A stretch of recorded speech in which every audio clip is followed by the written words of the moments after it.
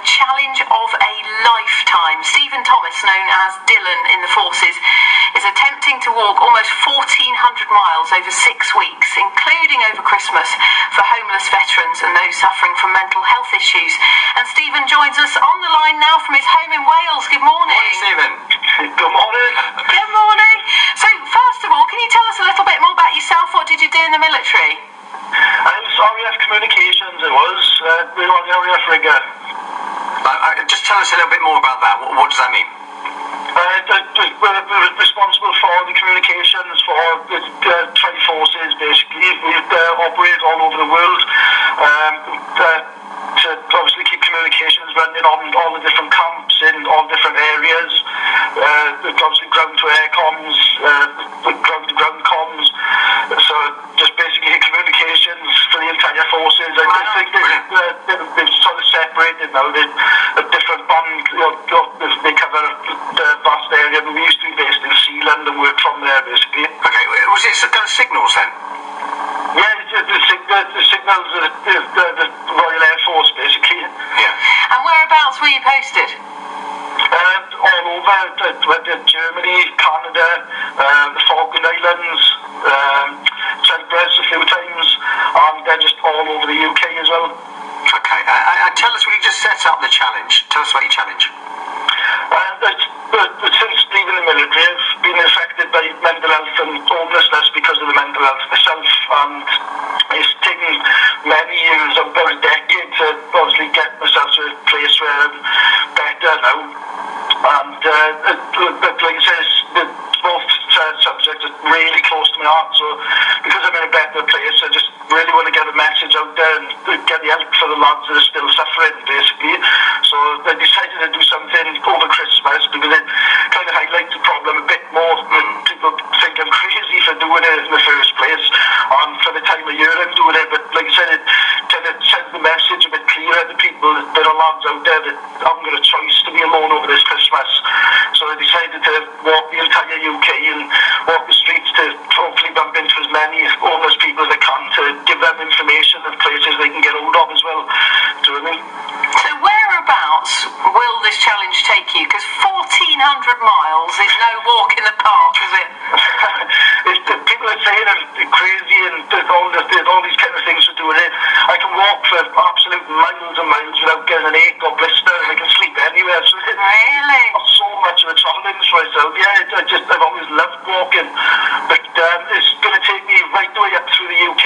I'm avoiding the valley roads from where I live because they'll be really foggy and icy this time of year. So I'm going straight over the mountains towards the Brecon Beacons, and then from the Brecon Beacons it'll be two main points up through Wales until I hit Chester, and then from Chester then I'll be heading across to the west to here to Lincoln, and then just literally down right around England, through London, down through the south coast, down to Truro, and then right the way back up through Newport and Cardiff until I get back to the valleys then.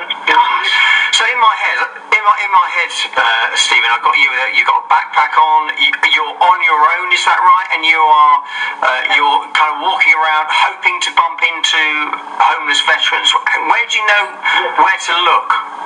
Yes, I've obviously had some information from other sites where a lot of the homeless veterans are known and seen, where people stop and ask them, how are you, sort of thing. So there's main cities, they tend to hang around in the main cities because there's centres there that they can get a wash and a bit of food, and obviously just ask for help, basically. So there'll be main cities that I'll be going to, and smaller towns along the way, just open to bump into lads then. Amazing. So you'll just have a sleeping bag with you or something, will you? Yeah, I'll be carrying either an 80 or 100 litre burden with obviously a few rations and bits and bobs that I need for the journey. So it'll just be like taking a burden out on operation, basically. Yeah. I'll be carrying a tent and sleeping bag for emergency, like weather and stuff, just in case. But the support I've had from people on the page I set up is amazing, and the offers I've had of a warm meal and a bed for the night, it's all over the country. So I've extended it for so long because of all the offers I've had. So like I said, there's a lot of nights I'll be meeting up with people to take them up on the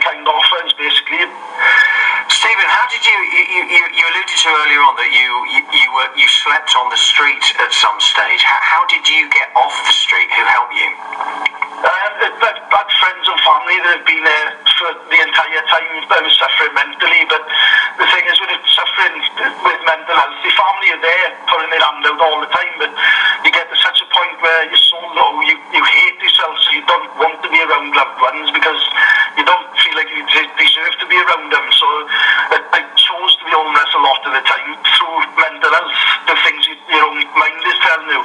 But like I said, where I was lucky, as I started feeling a little better about myself and knew I didn't want to be in that position, my family was still there, never mind how much I tried pushing them away.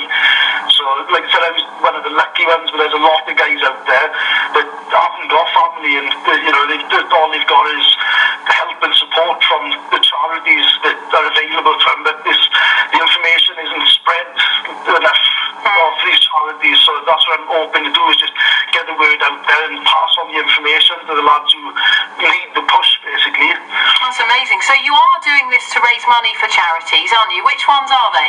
Yeah, it's Walking for the Wounded, and Walking with the Wounded, and Behind the Mask, the charities are. Walking with the Wounded do all sorts of different things with veterans, and Behind the Mask are a mental health charity that Michelle Partington runs.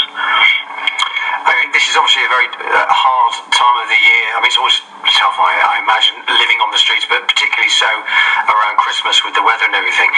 What, for you, when you were on the street, what was the hardest part about living on the street? It's the way you're looked at, and the way people sort of judge you, and you can see the judgment in their face where they look at you and say, because you obviously lose a lot of weight over a certain amount of weeks of living on the street, because you're eating basic meals and low calories, and it's a struggle just to get water some days. But that was the worst thing for me, is when you're first there, you're sort of looking at people with hope that somebody will help you, will look at you or chat to you for 2 minutes, and then you get so many people that do that. I mean, we're all guilty of it. They assume you're a druggie or you're an alcoholic, and it disheartens you to the point where you don't just hate yourself in the end, you start hating people, and that makes you feel worse because you are then judging them for judging you. Do you know what I mean? So that was the worst thing for me, was being looked at the way I was already seeing myself, basically. How has life changed for you now? Where are you at now? I'm in a really good place now, and I'm just coming out of all the bad stuff mentally, basically. I mean, it's only in the last few months I really started loving myself again. But I started talking to my family again. Me and my mother didn't speak for about 2 years, and she passed away in June, so I never got the chance to make up that time with her and make up things with her before she passed. And I think that sort of hit home with me and made me realise that it can be too late to do things, and you just got to push yourself and get yourself to a better place, as well as take the help from other people. But now, like I said, I'm in a great place now, and I just want to spread the message and get other guys to the same place I'm in, to be honest. Looking after your incredible challenge, what's the kind of plan for the future? Have you got some work lined up? Are you hoping to work? They're trying to get into Amazon at the minute, but I'm just going to get the challenge out of the way and then look for work and sort myself out afterwards. I live with my sister at the minute, so I'm lucky there that I've got somewhere to establish a life again from, basically, because over the years I've given up many lives, like a house and relationships and stuff, where I've pushed people away. So just get a challenge out of the way, and then after this, then I just concentrate on myself. I mean, eventually I want to start a survival school / therapy centre in the woodlands of Britain, somewhere, either down south or up north in the Lake District or somewhere like that, so which will be available then to veterans, people with mental health, to come along and just get therapy, basically. Sounds absolutely amazing. Well, listen, we really want to follow your progress. When do you set off? I set off on the 18th of December, and this should run through until the 18th of February then. Okay, and you've got a Facebook page, haven't you? Do you want to give that a plug? Yes, I have. It's Roughing It for Our Heroes, it is. Okay, we'll put a link on our BFBS Facebook page as well, so facebook.com/Roughing It for Our Heroes. What an amazing challenge. We wish you the best of luck, Stephen. Good luck, Stephen. Thank you for speaking to us today. Thank you so much. Thank you. Thanks, guys. Bye. And that was my Maluk and challenge as well. Right, thank you all for listening. I was nervous as hell doing that video, like I am right now, trying not to swear as well.